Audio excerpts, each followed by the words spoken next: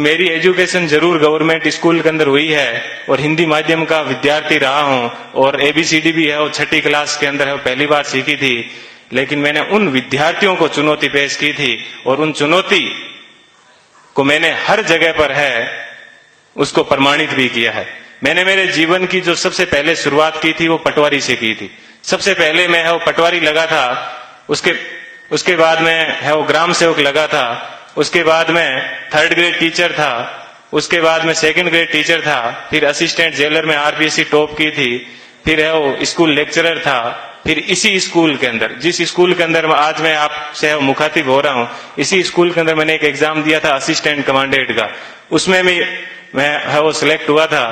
और उसके बाद में कॉलेज लेक्चरर भी मैं है वो रहा था। और फिर आरएस 2012 के अंदर 108वीं मेरी है वो मेरिट आई थी।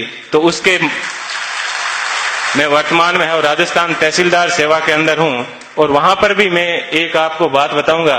देखिए ईश्वर अपने से क्या चाहता है, कब चाहता है कि अपने को जीवन में कभी भी उदास नहीं होना चाहिए। आरएस के अंदर मेरी 108वीं मेरिट थी और उसके अंदर मेरे को डीएसपी मिल रहा था, लेकिन दुर्भाग्य ऐसा रहा कि मैं है वो फर्स्ट वेटिंग में रह गया। थोड़ा सा मुझे दुख हुआ कि यार अपन फर्स्ट वेटिंग में रह गए। और उसके जस्ट 1 महीने के बाद में है वो आईएएस का एग्जाम था दिसंबर के अंदर। 4-5 दिन दुखी रहा, लेकिन मैंने कैसे ही अपने आप को मैनेज किया। और देखिए दोस्तों, मैनेज करने का क्या बेनिफिट मिला कि जो डीएसपी बनना था वो डी आगे से हट गया और मैं एसपी बन गया। बात यह है कि अपन जीवन के अंदर चाहते क्या है, अपन अपने आप को कितना डिवोट कर पाते हैं। तो आज मुझे है वो आईएएस के अंदर 170वीं मेरिट है वो मिली और मैं जनरल कैटेगरी से है वो बिलोंग करता हूं, तो मुझे आईपीएस मिला। मैं यहां पर रुका नहीं हूं, मैं वापस तैयारी कर रहा हूं और इस बार मुझे आशा है कि हिंदी माध्यम के अंदर आईएएस में किसी की अभी तक फर्स्ट मेरिट नहीं आई है और मेरी ये पूरी की तमन्ना है कि कम से कम मैं यहां उस स्थान तक है वो पहुंचूं। कि जीवन आपको सिर्फ कहा जाता है कि 84 लाख योनियों के बाद में एक बार आदमी को जीवन मिलता है, तो बहुत ही शानदार आप लोगों को है वो जीवन मिला है। इस जीवन को आप एंजॉय कीजिए, कभी भी घमंड मत कीजिए। चाहे आप जीवन में कुछ भी बन जाओ, हमेशा बेहतरीन रहिए।